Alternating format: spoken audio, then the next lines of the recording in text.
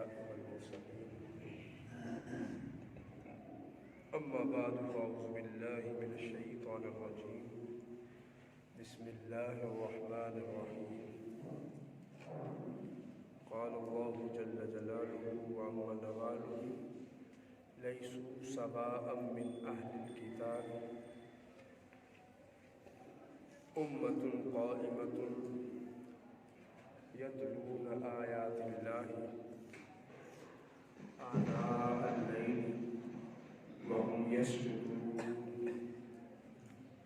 صدق الله العظيم وصدق وبلغ رسوله النبي الكريم ونحن على ذلك لمن الشاهدين والشاكرين والحمد لله رب العالمين إن الله وملائكته يصلون على النبي يا أيها الذين آمنوا صلوا عليه وسلموا تسليما اللهم صل على سيدنا ومولانا محمد وعلى آل سيدنا ومولانا محمد وبارك وسلم عليه الصلاة والسلام عليك يا سيدي يا رسول الله وعلى آلك وأصحابك يا سيدي يا حبيب الله الصلاة والسلام عليك يا سيدي يا نبي الله وعلى آلك وأصحابك يا سيدي يا نور الله الصلاة والسلام عليك يا سيدي يا نبي الله وعلى آلك وأصحابك يا سيدي يا نور الله تمام احباب مل کر پڑھیے الصلاۃ والسلام علیک یا سیدی یا شفیع المذنبین وعلی آلک واصحابک یا سیدی یا رحمت للعالمین۔ حمد و ثنا اور درود و سلام کے بعد سورہ آل عمران کی آیت نمبر 113 کی تلاوت کا شرف حاصل ہوا۔ اس میں مالک لم یزل نے ارشاد فرمایا لیسوا سواء، برابر نہیں ہیں، من اہل الکتاب، اہل کتاب کے ساتھ، امت قائمت، ایک امت ہے قائم کرنے والی عدل و انصاف کو، یتلون آیات اللہ، یہ اللہ کی آیتوں کی تلاوت کرتے ہیں، آیات خداوندی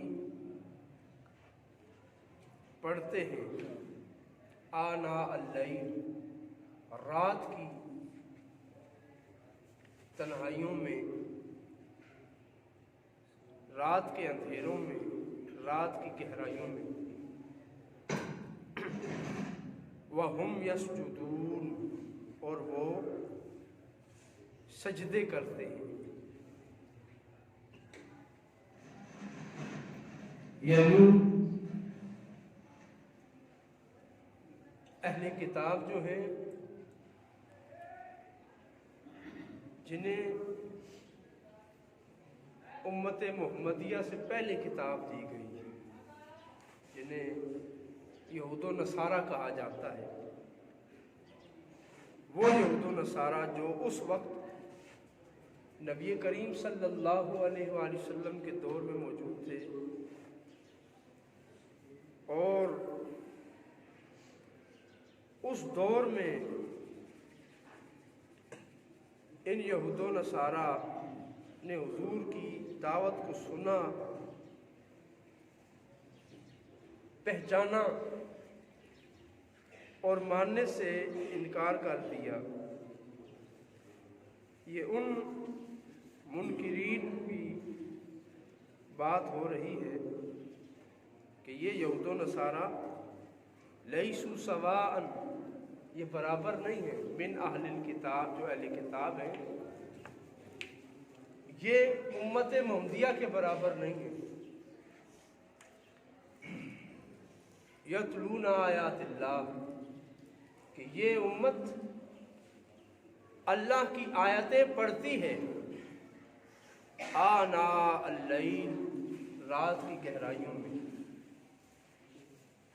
وہ آیتیں دن کے اجالے میں تو پڑھتے تھے لیکن رات کے وقت نہ پڑھتے، لوگوں کو دکھانے کے لیے تو آیات الہیہ وہ استعمال کرتے، لیکن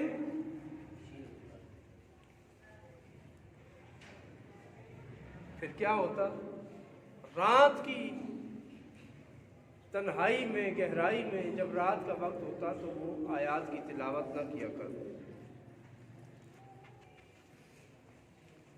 تو ان کا اور امت مسلمہ کا فرق بتا دیا کہ یہ امت دن کے اجالے میں بھی قرآن پڑھتی ہے اور رات کی تنہائیوں اور گہرائیوں میں، اندھیروں میں بھی قرآن کی تلاوت کرتی ہے۔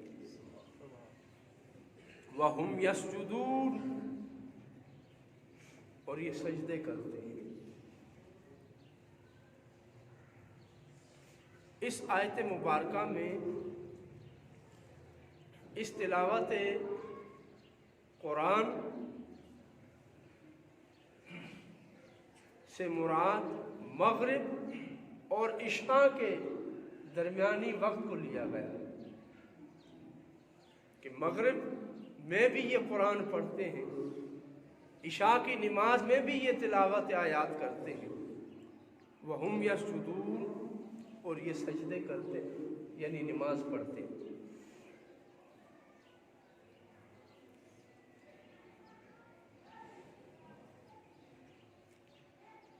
یعنی یہ امت محمدیہ دن کو بھی عبادت کرتی ہے اور رات کو بھی کرتی ہے، اور ان کی عبادت میں اور ان کی عبادت میں فرق یہ ہے کہ یہ رات کو بھی تلاوت آیات کرتے ہیں۔ حضرت عبداللہ ابن مسعود فرماتے ہیں یتلون آیات اللہ آناء اللیل، یہ آناء اللیل رات کے وقت سے مراد صلاۃ العتمۃ، عشاء کی نماز ہے۔ ہم یصلونہا، جسے وہ پڑھتے ہیں۔ ومن سواہم من اہل الکتاب لا یصلیہا، اور جو اہل کتاب ہیں وہ عشاء کی نماز نہیں پڑھتے۔ یعنی یہاں آناء اللیل کا معنی ہے صلاۃ العشاء، عشاء کی نماز۔ امام ابن جریر طبری نے اپنی سند کے ساتھ، سند حسن کے ساتھ، حضرت عبداللہ ابن مسعود رضی اللہ تعالیٰ عنہ سے یہ روایت لی کہ نبی کریم صلی اللہ علیہ وآلہ وسلم اپنے اہل خانہ کے ساتھ مصروف تھے، تو آپ عشاء کے وہ وقت جو حضور نے مقرر فرمایا ہوا تھا اس وقت میں تشریف نہ لائے، حضور گھر میں ہی رک گئے۔ احتبس علینا رسول اللہ ذات لیلۃ کان عند بعض اہلہ ونسائہ فلم یاتنا لصلاۃ العشاء حتی ذهب اللیل، رات کا ایک پہر گزر گیا۔ فجاء ومن المصلی ومن المضطجع، حضور تشریف لائے اپنے حجرہ مقدسہ سے باہر، اور ہم میں سے بعض نماز پڑھ رہے تھے اور بعض لیٹے ہوئے تھے، تھک گئے تھے، لیٹ گئے۔ فبشرنا، تو حضور علیہ الصلوۃ والسلام تشریف لائے اور آپ نے ہمیں یہ خوشخبری سنائی، انہ لا یصلی ہذہ الصلاۃ احد من اہل الکتاب، اے میرے صحابہ، اے میرے امتیوں، یہ جو عشاء کی نماز ہے تمہیں خوشخبری ہو کہ اس وقت اہل کتاب نماز نہیں پڑھتے، واحد امت محمدیہ ہے جو اس وقت اللہ کی عبادت میں مصروف ہے۔ یہ تمہارا اعزاز ہے۔ تو اس فرمان کے بعد حضور نے جب یہ بشارت دی نا کہ اے میرے امتیوں، اے میرے صحابہ، تم میرے انتظار میں بیٹھے تھے، تو جو تم نے میرا انتظار کیا اب اس کے بدلے میں تمہیں یہ خوشخبری دی جا رہی ہے کہ یہ تمہارا انتظار ضائع نہیں ہے، بلکہ یہ وقت خاص اللہ تعالیٰ نے تمہیں ہی عطا فرمایا ہے۔ تو اس کے بعد یہ والی آیت نازل ہوئی لیسوا سواء من اہل الکتاب امۃ قائمۃ یتلون آیات اللہ آناء اللیل وهم یسجدون۔ اسی طرح ایک اور روایت ہے، حضرت عبداللہ ابن مسعود نے فرمایا کہ ہم حضور کی آمد کا انتظار کر رہے تھے عشاء کے وقت کہ حضور تشریف لائیں۔ آپ تشریف لائے، آپ نے فرمایا ما علی الارض احد من اہل الادیان ینتظر هذه الصلاة فی هذا الوقت غیرکم۔ اے میرے صحابہ، اس وقت جو تم نماز عشاء کا انتظار کر رہے ہو، یہ دنیا میں کوئی بھی دیندار ایسا نہیں ہے جو اس وقت اللہ کی عبادت میں مصروف ہو۔ غیرکم، تمہارے سوا، تمہارے بغیر اس وقت کوئی بھی اس دنیا میں اللہ کی عبادت کرنے والا نہیں ہے۔ تو اس وقت یہ آیت نازل ہوئی لیسوا سواء من اہل الکتاب امۃ قائمۃ یتلون آیات اللہ آناء اللیل وهم یسجدون، کہ اے میرے محبوب، آپ کی یہ صحابہ جو آپ کے انتظار میں کوئی نماز پڑھ رہا تھا، کوئی تلاوت کر رہا تھا، کوئی لیٹا ہوا تھا، تو ان کی مدح و ثناء اللہ رب العزت فرماتا ہے یتلون آیات اللہ، یہ ہے جو اللہ کی آیات پڑھتے ہیں آناء اللیل، رات کی گہرائیوں میں، وہم یسجدون، اور یہی تو ہے جو اللہ کی نماز پڑھتے ہیں، سجدے کرتے ہیں۔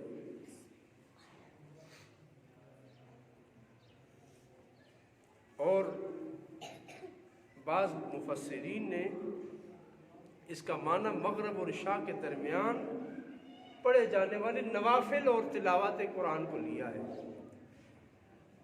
حضرت منصور رضی اللہ تعالیٰ عنہ فرماتے ہیں کہ مجھے یہ روایت پہنچی کہ یہ آیت جو ہے لیسوا سواء من اہل الکتاب امۃ قائمۃ یتلون آیات اللہ آناء اللیل وهم یسجدون فیما بین المغرب والعشاء، یہ ان صحابہ کے بارے میں نازل ہوئی جو مغرب اور عشاء کے درمیان نوافل ادا کرتے تھے۔ مغرب اور عشاء کے درمیانی وقت میں جو نماز پڑھنے والے ہیں، نوافل ادا کرنے والے ہیں، قرآن پڑھنے والے ہیں، یہ آیت ان کی شان میں نازل ہوئی۔ لیسوا سواء من اہل الکتاب امۃ قائمۃ یتلون آیات اللہ۔ اللہ تعالیٰ نے اس آیت میں امت محمدیہ کی توصیف بیان فرمائی کہ یہی ہے جو اس وقت نماز پڑھتے ہیں، اور اہل کتاب اس وقت نہیں پڑھتے۔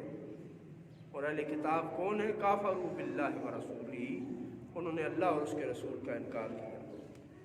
یعنی اس آیت نے یہ بات بھی واضح کر دی کہ عبادت، نماز اور تلاوت اور سجدہ صرف اس امت محمدیہ کا اعزاز ہے، اور انہیں وقت بھی خاص ملے ہیں جن اوقات میں یہ عبادت کرتے ہیں۔ یؤمنون باللہ، یہ ہیں اللہ پر ایمان لانے والے، والیوم الآخر، اور آخرت کے دن پر ایمان لانے والے، وَيَأْمُرُونَ بِالْمَعْرُوفِ، نیکی کا حکم دینے والے، وَيَنْهَوْنَ عَنِ الْمُنْكَرِ، اور برائی سے روکنے والے۔ ایمان دراصل ان کا ہے۔ یؤمنون باللہ، اے میرے محبوب، یہ جو تیرے انتظار میں بیٹھے تھے، اصل میں ایمان تو ان کا ہے، یہ اللہ پر ایمان رکھتے ہیں، اور یہی حقیقی معنی میں آخرت پر ایمان رکھتے ہیں۔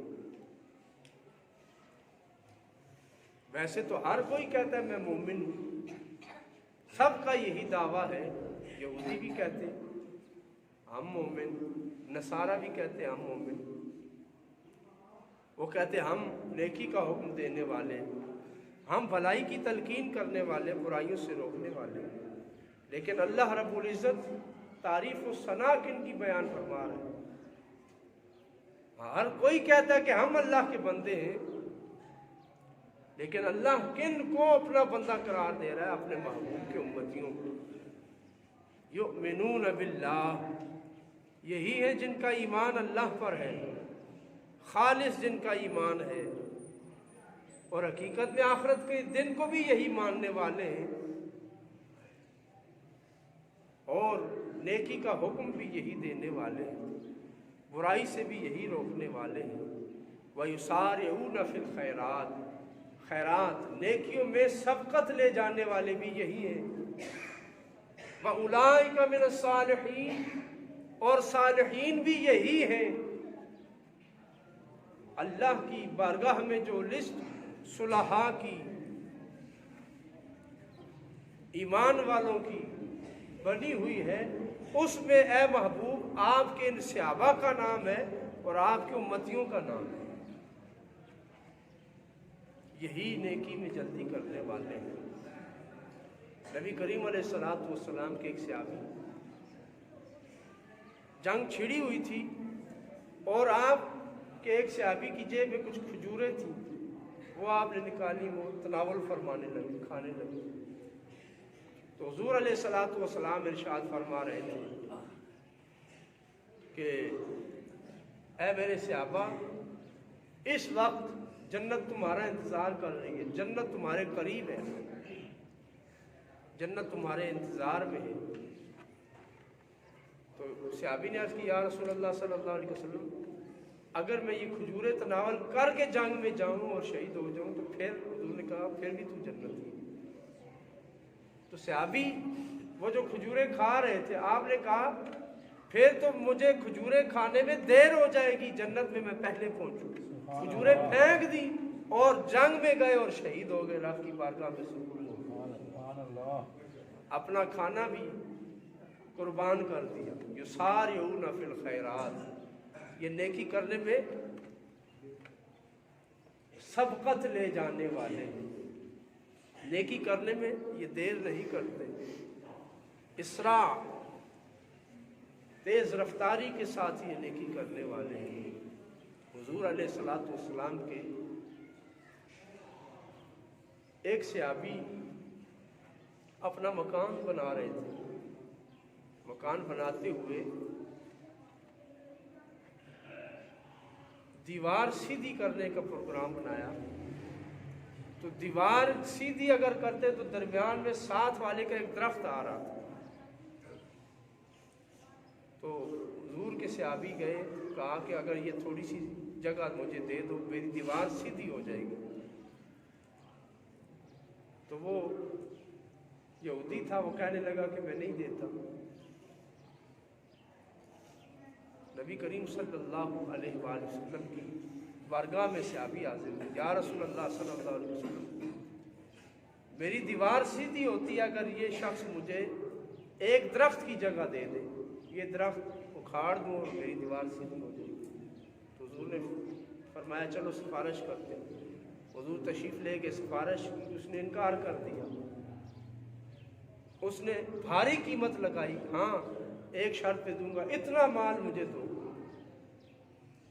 حضور علیہ السلام نے فرمایا اے میرے صحابہ، تم میں سے کوئی ہے جو اس ایک درخت کے بدلے میں جنت کے عالی شان باغات لے لے؟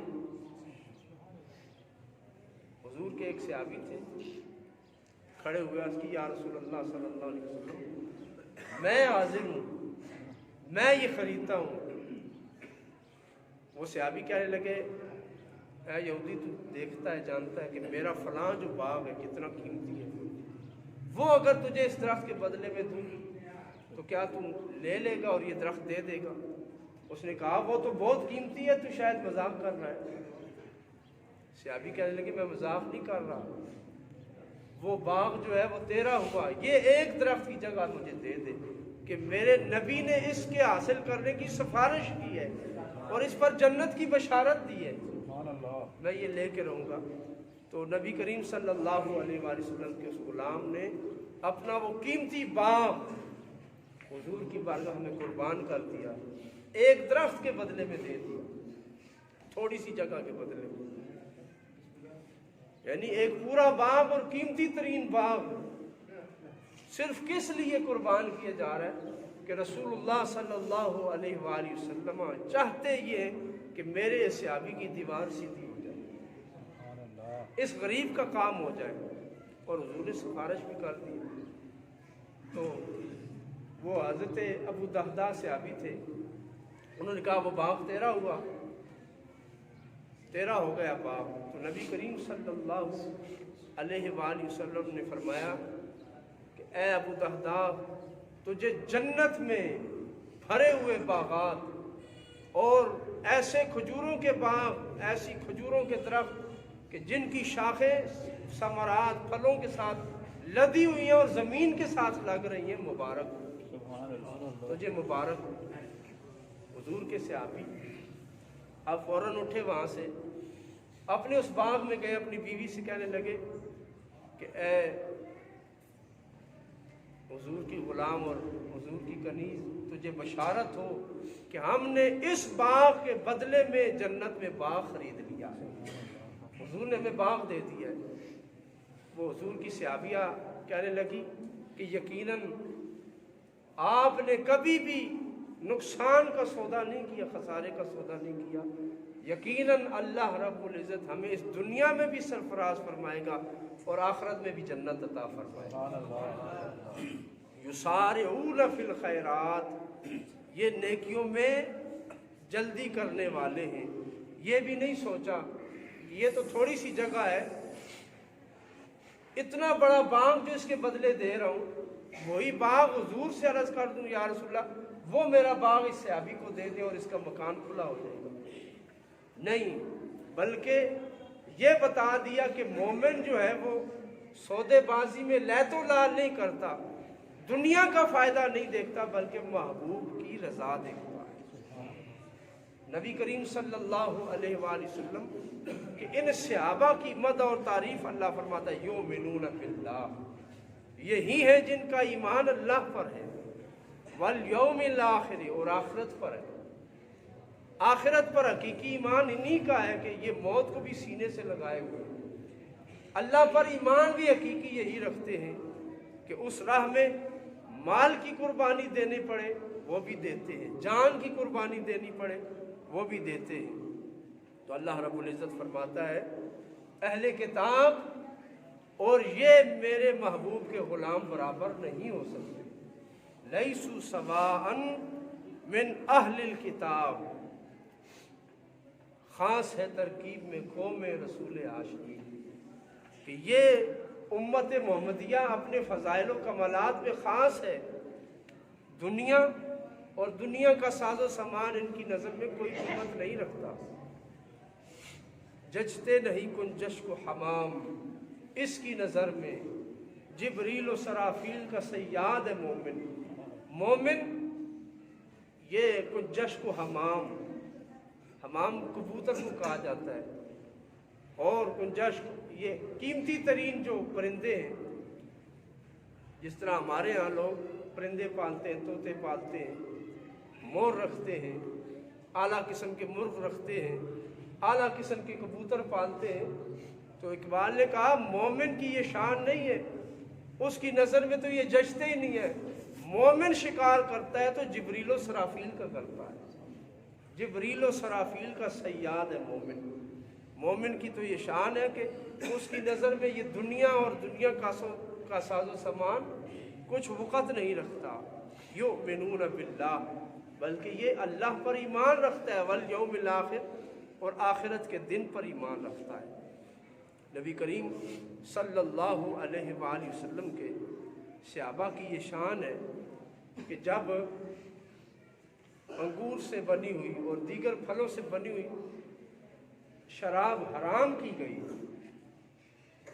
جب شراب حرام ہوئی، شراب کی حرمت کا حکم نازل ہوا، تو صحابہ کرام نے کیا کیا؟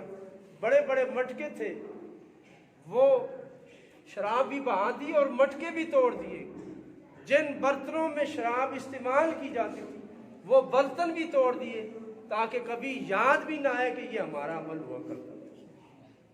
حالانکہ حرام تو شراب ہوئی، لیکن وہ برتن بھی توڑ دیے۔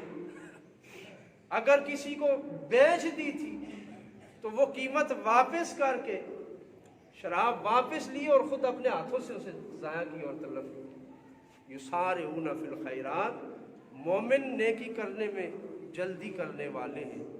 وَأُولَٰئِکَ مِنَ الصَّالِحِینَ، یہی صالحین میں سے ہیں۔ اگر کوئی دنیا میں رب پر ایمان رکھتا ہے تو یہی ہے اے میرے محبوب جو اس وقت رات کے وقت آپ کا انتظار کر رہے ہیں، تلاوت کر رہے ہیں اور سجدے کر رہے ہیں، یہی اللہ پر ایمان رکھنے والے ہیں۔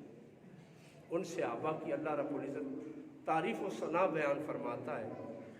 حضرت مصعب بن عمیر کو دیکھی، حضور کے غلام اور صحابی ہیں، زمانہ جاہلیت میں اسلام قبول نہیں کیا تھا تو قیمتی ترین لباس پہنتے تھے، اور جو عرب کی سب سے مہنگی ترین خوشبو ہوتی وہ لگایا کرتے تھے۔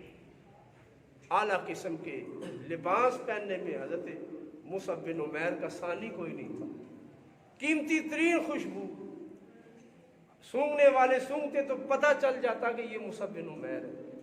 جب مسلمان ہوئے، اسلام قبول کیا، اپنا سب کچھ راہ خدا میں تقسیم کر دیا، جنگ میں شریک ہوئے، نبی کریم صلی اللہ علیہ وآلہ وسلم دیکھ رہے ہیں کہ میرے صحابی حضرت مصعب بن عمیر جو زمانہ جاہلیت میں قیمتی لباس پہنتے تھے، آج صرف ایک چادر باندھ کر میدان جہاد میں آ گئے، ایک چادر کے ساتھ میدان میں آئے، اوپر قمیص بھی نہیں تھی، دوسری چادر بھی نہیں تھی۔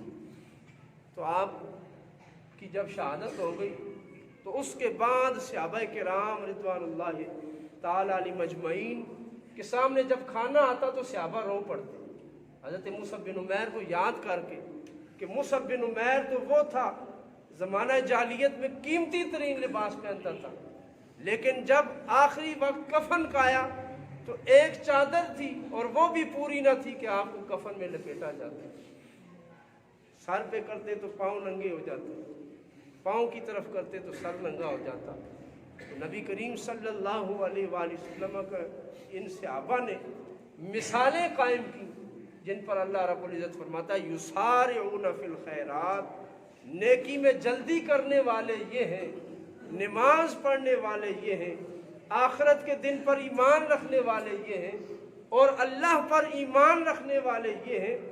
ان جیسا اگر یہود و نصارہ میں کوئی ہے تو دکھاؤ، لیسوا سواء، یہ برابر نہیں ہے، امۃ قائمۃ یتلون آیات اللہ آناء اللیل وہم یسجدون، کہ یہ رب کی بارگاہ میں سجدے کرنے والے ہیں، وَأُولَٰئِکَ مِنَ الصَّالِحِینَ، اور یہی صالحین میں سے ہیں، کوئی اہل کتاب ان کے برابر نہیں ہو سکتا۔